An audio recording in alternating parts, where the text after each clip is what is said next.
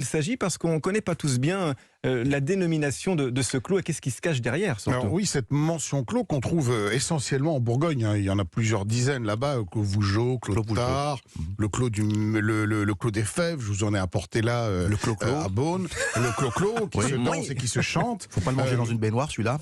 Le Non, boire dans c'est une ça. baignoire, pardon, excusez-moi.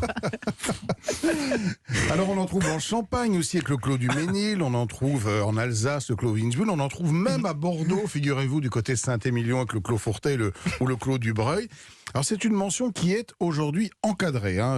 On parle de vins d'appellation d'origine protégée et cette mention de clos concerne des parcelles qui sont encadrées, ceintes de murs ou de haies vives.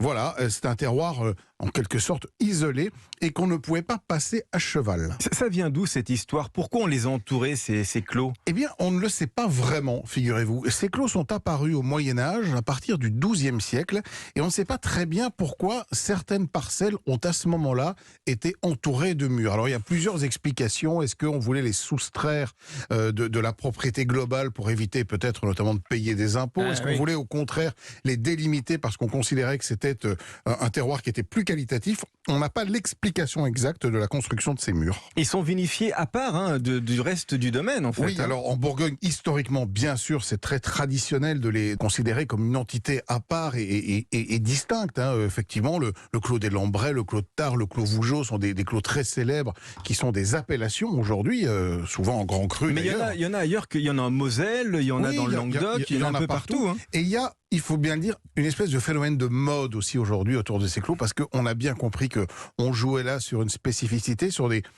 des volumes de vin qui sont contenus, parce qu'en général ces clos sont assez petits, et puis ne peut prétendre à l'appellation clos que les vignes qui sont à l'intérieur de ces murs.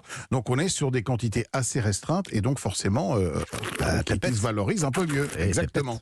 Qu'est-ce que vous nous avez apporté là? Alors je vous ai apporté 2 clos là. Des bonbons. Voilà, donc là je vous ai apporté le clos des Fèves du domaine Chanson en Bourgogne, qui est un monopole de l'appellation Beaune. Donc c'est un clos sur cette appellation Beaune qui est en premier cru, donc c'est évidemment du pinot noir bourguignon. Et je vous ai apporté un autre clos qui est un clos là qui nous vient de Saint-Émilion, qui est le clos du Breuil. Là on est sur un assemblage totalement différent. Le clos des Fèves, là c'est ce que j'ai, c'est très très bien. Il est jeune, me semble-t-il. Oui, c'est 2017. Alors, on est sur des vins qui ont des potentiels de garde de 10, 15 ou 20 ans. Vous allez voir, on est sur probablement une des plus belles expressions de l'appellation Beaune, avec ce petit côté